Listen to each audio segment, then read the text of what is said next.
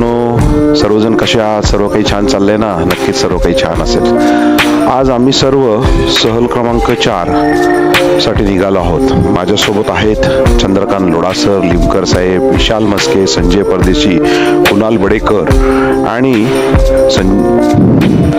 आपल्या शाळेच्या माजी विद्यार्थिनी आणि सध्या पुणे विद्यापीठातून डॉक्टरेट करत असलेल्या अपेक्षा निगडे आणि त्यांचे पती सचिन आणि मी आपल्या सर्वांचा मित्र सुनील भोपळे. सकाळचे 5:30 वाजलेत आणि नेहमीप्रमाणे आम्ही सर्वजण येरवडा चौकात जमलो आहोत आणि तिथून पुढे आम्ही जाणार आहे आजच्या प्रवासासाठी पुण्याच्या ग्रामदेवतेच्या दर्शनासाठी, चतुर्शृंगी देवी.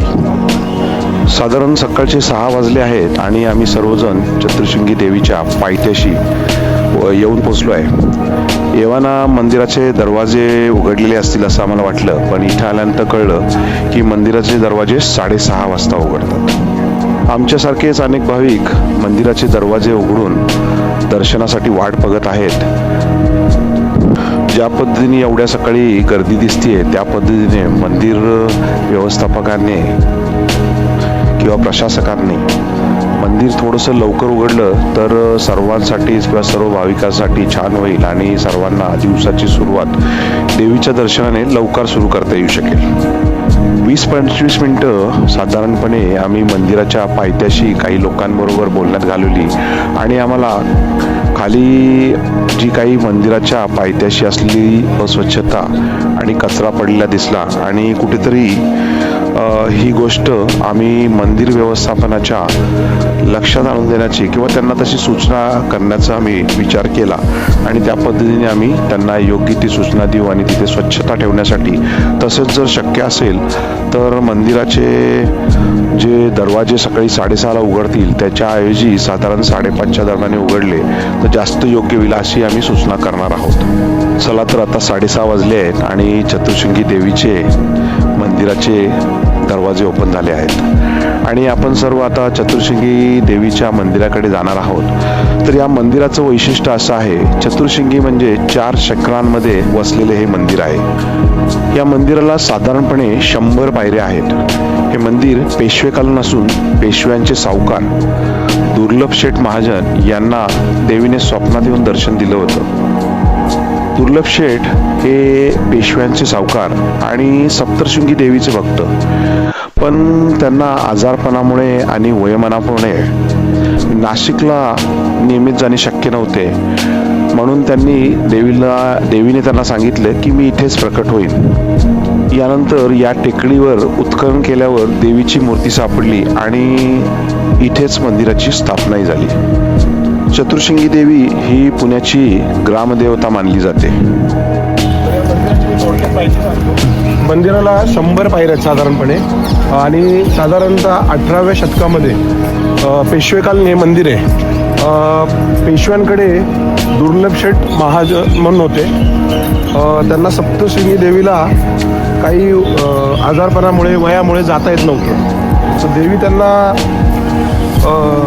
तिने स्वप्नात येऊन त्यांच्या हे दिला की मी तुला पुण्यामध्येच डोंगरामध्ये मी जिथं 4 डोंगर असतील त्या ठिकाणी मी काय म्हणतात त्याला आपण तिथे मी स्थानबद्ध होईल किंवा मी तिथे येईल. तर हे जे आहे चतुर्शृंगी म्हणजे 4 शिखरांचं असल्यामुळे त्याला चतुर्शृंगी म्हणतात. त्यावेळेला त्यांनी इथं या ठिकाणी डोंगरामध्ये खोदल्यानंतर त्यांना एक मूर्ती मिळाली आणि तिथून ही चतुर्शृंगी देवीचं स्थापना झाली. आणि हे जे दुर्लभ शेठ महाजन जे आहेत हे पेशव्यांच्या काळामध्ये पेशव्यांचे सावकार होते, असा याचा इतिहास आहे. आणि सर्वात महत्त्वाचं म्हणजे ही देवी ही पुण्याची ग्रामदेवता आहे. जसं पुण्याला ग्रामदेवत कसबा गणपती आहे तसंच ग्रामदेवता ही चतुर्शृंगी देवी आहे. धन्यवाद. सुरुवातीला आम्ही गणपती बाप्पाचे दर्शन घेतले आणि मग आम्ही पोचलो चतुर्शृंगी देवीचे दर्शनासाठी पोचताना साधारणपणे आम्हाला 6:30 वाजले होते आणि समोर सूर्योदय होताना खूप सुंदर असा दिसत होता. सूर्य वर चढताना आम्हाला सुंदर असा सूर्योदय अनुभवायला मिळाला. आणि सर्वकडे पक्ष्यांचा किलबिलाट, काही ठिकाणी कोकिळा, मोर यांचेही आवाज येते त्याला अनुभवण्यास मिळत होते. चतुर्शिंगी देवीचे दर्शन घेतले. आलेल्या भाविकांशी मंदिर व्यवस्थापन ज्या पद्धतीने केले त्याच्याबद्दल काही माहिती आम्ही त्यांच्याशी, काही गप्पा आम्ही त्यांच्याशी बोललो आणि काही गोष्टी समजून घेण्याचा प्रयत्न केला. तिथून पुढे आम्ही मंदिराच्या टेकडीवर जाण्याचे विचार केला आणि मंदिराच्या उजव्या बाजूने जो रस्ता वर जातो त्या रस्त्याने आम्ही सर्वजण वरती आलो आणि आम्हाला तिथे बरीच झाडे वृक्षारोपण केलेली दिसलं आणि आम्हाला तिथे भेटली ग्रीन हिल्सची टीम. अतुल वाघ, मी ग्रीन हिल्स ग्रुपचा मेंबर आहे. आम्ही 6 टेकड्यांवर 80,000 झाडं बघित. त्यातले चतुर्शिंगी टेकडीवर 27,000 झाडं आहेत. त्यातले माझ्या वडिलांच्या स्मरणार्थ मी 800 झाडं लावली. म्हणजे शास्त्र म्हणून ते गेल्यानंतर मी अस्थी तिथे नाशिकला नेले आणि उरलेले 2 पोती असती ह्या झाडांच्या मध्ये त्यांना भेटायला निघवले. मी स्वतः शेतकरी असल्यामुळे सकाळी 7:30 ते 8:30 मी इथं असतो. ग्रीन हिल्स नावाची एक सामाजिक संस्था या चतुर्शिंगी देवीच्या टेकडीवरती वृक्षारोपण आणि उत्कृष्ट प्रकारे त्याचं संगोपन करण्याचं काम या ग्रीन हिल्सच्या माध्यमातून होत आहे. आणि तिथे असंख्य प्रकारची झाडे, त्याच्यामध्ये सर्व कलरच्या, सर्व रंगांची फुलांची झाडे लावलेली दिसली. तसंच त्यांनी त्यासाठी उत्कृष्ट असे ठिबक सिंचनही केलं होतं. झाडं लावणं ही अतिशय महत्त्वाची गोष्ट आहे, पण त्याच्यापेक्षा जास्त महत्त्वाचा विषय असेल ते म्हणजे त्याचं वर्षभर संगोपन करणं. कारण आपण झाड एकदा लावतो आणि त्याला लागणारं पाणी किंवा साठी लागणारं त्याचं संगोपन हे करणं फार महत्त्वाचं आहे. तरच ते झाड पुढे येणाऱ्या काळामध्ये मोठं होऊ शकेल. आणि ज्या पद्धतीने ग्रीन हिल्सची टीम काम करत आहे, खरंच त्यांचं कौतुक करण्यासारखं आहे. आम्हाला तिथे ग्रीन हिल्सचे मॅनेजर शिवराज लडकत भेटले. म्हणजे झाडं वगैरे लावण्यासाठी म्हणजे असे 50 टीम 50 येणार आहेत का लोक काउंट 50 येणार? CSR कंपनी CSR त्यांची ऍक्टिव्हिटी जी असते. बरं. हो, टी आहे. आणि असं जर कोणाला करायचं असेल तर तुमचं आपल्याकडे म्हणजे काय, म्हणजे आपण कसं तुम्हाला कॉन्टॅक्ट करू शकतो? काय नंबर वगैरे आपला काय? Anytime, anyone can approach us. You can contact on my number, Okay. 728-230-464. I'm the manager of this organization. You can contact me anytime. Your name? My name is Shivraj Ladkar. I'm serving as the manager of Green Hills. Nice to meet you. Yeah, thank you. आणि त्यांनी आम्हाला तो फिरून संपूर्ण परिसर दाखवला आणि सध्या तिथे हजारो झाडं त्यांनी आणि त्यांच्या संपूर्ण टीमनी लावली आहे. साधारणपणे रोजच ज्याला शक्य होईल त्या पद्धतीने ते काम करत असतात, पण शनिवार रविवारी थोडं जास्त काम होत असतं आणि आम्ही त्यांच्या या स्तुत्य कामामध्ये हातभार लावण्याचा विचार केला आणि सगळ्यांनी, आम्ही आलेल्या सर्वांनी प्रत्येकाने एक झाड लावून कुठंतरी आमचंही एक छोटेखानी याच्यामध्ये सहभाग आम्ही नोंदवला.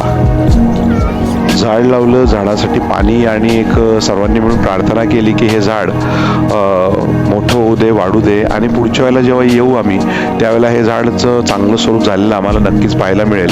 ज्या पद्धतीने ग्रीन हिल्सची टीम काम करते त्या पद्धतीने नक्कीच याचं संगोपन होईल आणि छान असं पुढच्या वेळेला वरची सर्व टेकडी फुललेली दिसेल, हिरवीगार झालेली दिसेल.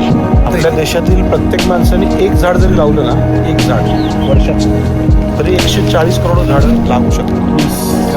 कमीत कमी अगदी जरा की 50% लोकांनी धरलं तरी 60 करोड, 50 ते 60 करोड लागू शकतात. यानंतर आम्ही निघालो चतुर्शिंगी देवीच्या मंदिरातून परतीच्या प्रवासासाठी आणि आम्ही रस्त्यात येताना श्री पार्वतीनंदन मंदिर आहे त्या मंदिराला भेट दिली.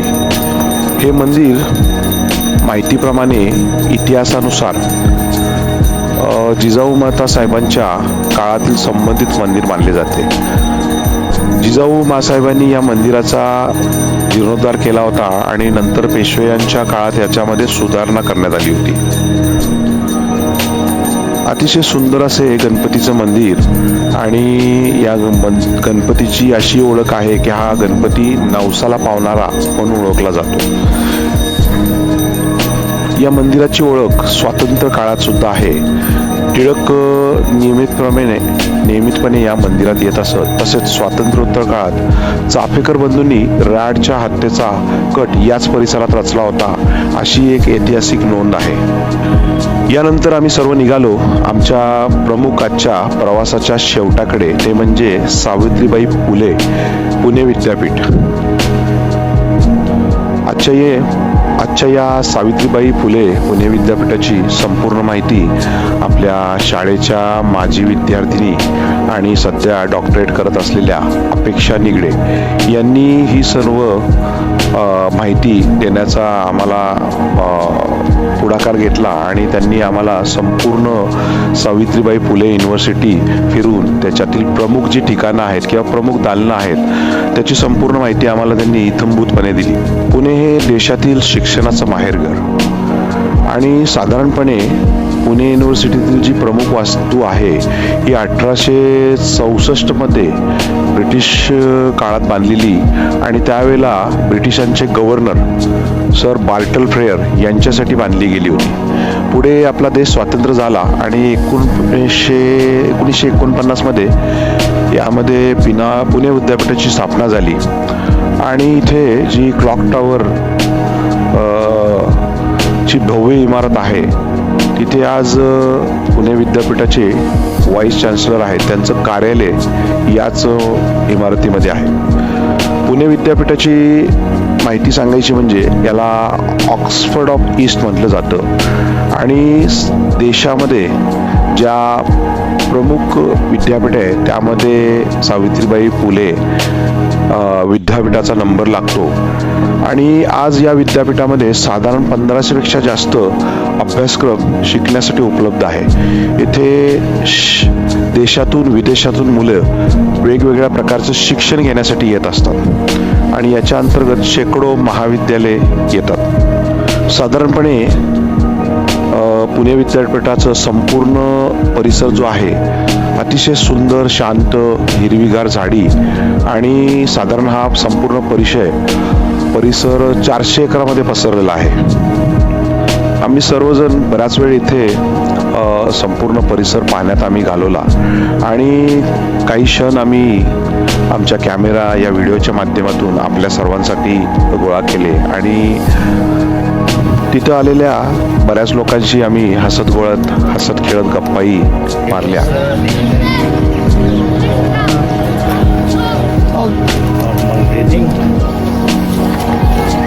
Long breathe in, long breathe out. Take long breathe in, one time Onkar.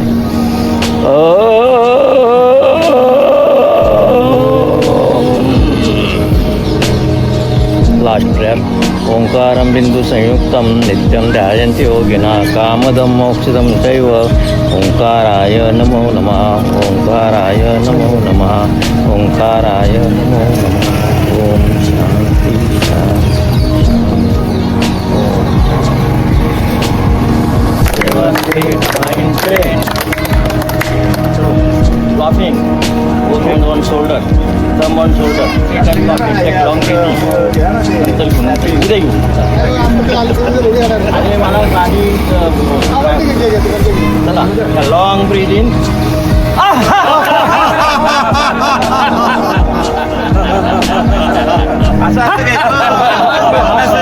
Lobby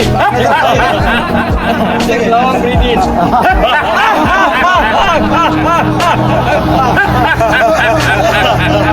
काय वाला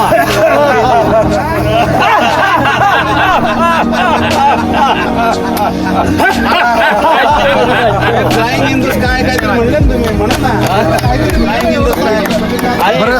बरं काय प्रकार काय होते आता आपण हे जे केलं त्याचे प्रकार काय होते म्हणजे काय थोडे हे आपण काय केलं, क्लॅपिंग केलं, लॉफिंग केलं. बरं हां आणि नंतर ओंकार केले. ओके हां बसून. आणि हे रोज येतात, हा ग्रुप असतो. बरं उद्या या फुल आपण अर्धा तास प्राणायाम वाटलं. चला धन्यवाद, छान वाटतं. त्यानंतर आम्ही परतीचा प्रवास म्हणजे समारोपाकडे आम्ही आजचा दिवस नेला. मित्रांनो, आपण आपला हा व्हिडिओ यूट्यूबच्या माध्यमातून सर्वांपर्यंत पोहोचवत असतो आणि याच्यातून एक छोटासा आमचा असा प्रयत्न असतो की आपल्या पुण्याचा इतिहास, निसर्ग, संस्कृती कशा पद्धतीने आम्ही हा मांडण्याचा प्रयत्न करत असतो आणि या माध्यमातून आपल्यालाही कुठंतरी या सर्व ठिकाणांना भेट देण्याची आपल्यामध्ये एक गोडी निर्माण होईल, यासाठी एक आम्ही केलेला हा छोटासा एक प्रयत्न आहे.